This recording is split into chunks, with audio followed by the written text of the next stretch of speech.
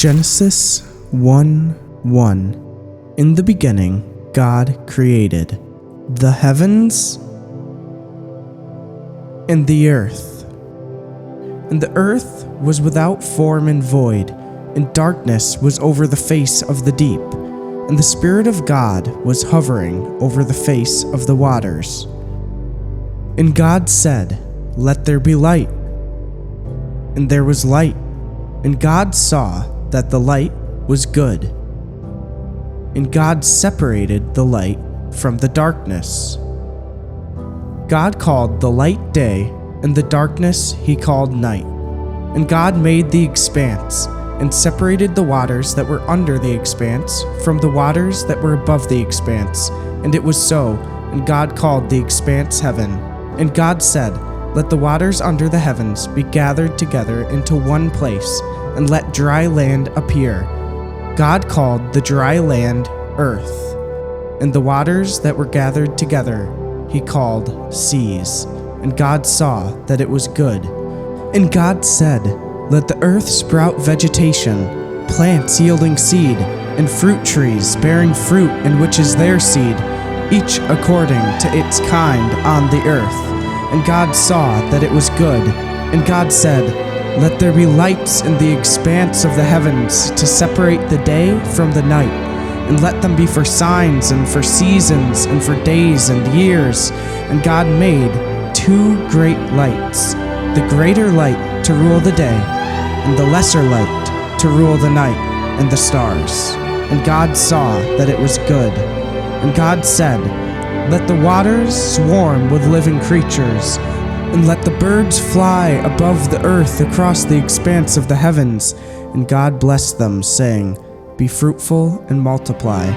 And God made the beasts of the earth according to their kinds, and the livestock according to their kinds, and everything that creeps on the ground according to its kind.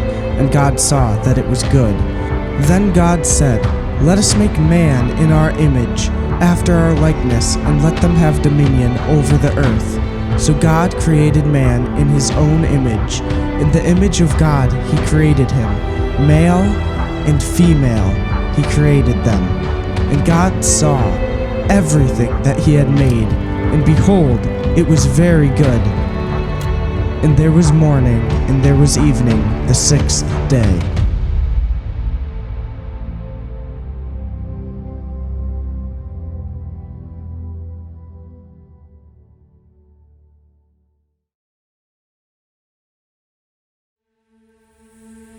Now the serpent was more crafty than any other beast of the field. He said to the woman, "Did God actually say, 'You shall not eat of any tree in the garden'?"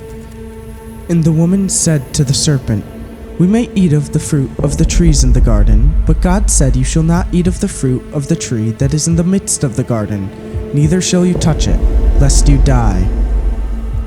But the serpent said to the woman, 'You will not surely die, for God knows that when you eat of it, your eyes will be opened, and you will be like God, knowing good and evil.'"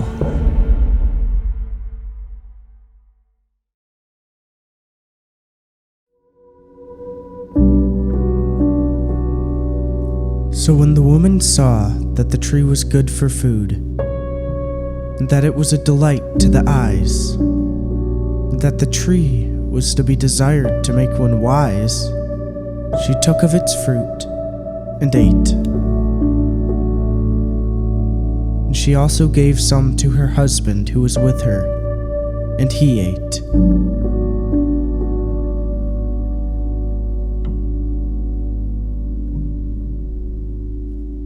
Therefore, just as sin came into the world through one man, and death through sin, and so death spread to all men, among whom we all once lived in the passions of our flesh, carrying out the desires of the body and the mind, and were by nature children of wrath, like the rest of mankind.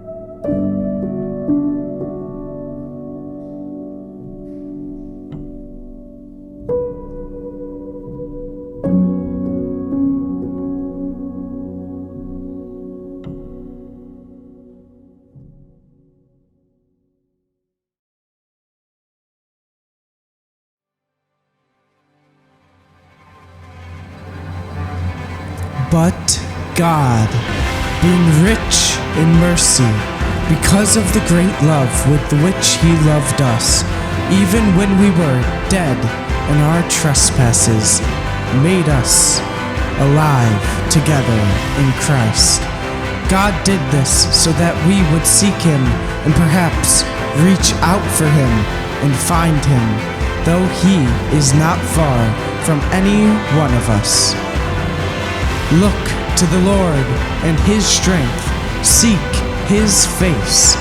You will seek me and find me when you seek me with all your heart.